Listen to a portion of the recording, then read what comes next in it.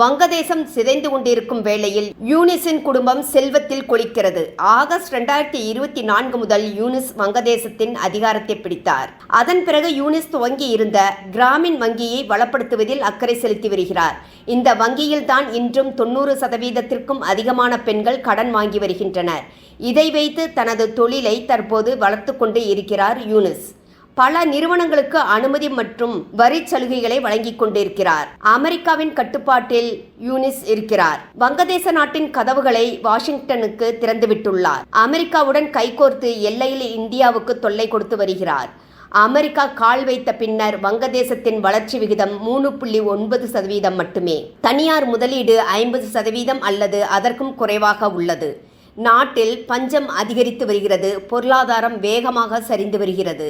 வங்கதேசத்தின் தொழிலதிபர்கள் தற்போது கோபத்தை வெளிப்படுத்தி வருகின்றனர். உற்பத்தி செலவு அதிகரிக்கிறது. எரிபொருள் பற்றாக்குறை உள்ளது. வியாபாரம் செய்வதற்கான சூழலும் விரோதமாக மாறி வருகிறது. வங்கதேசத்தின் மிகப்பெரிய துணி நிறுவனம் மேக்சிமோ முற்றிலும் திவாலாகிவிட்டது.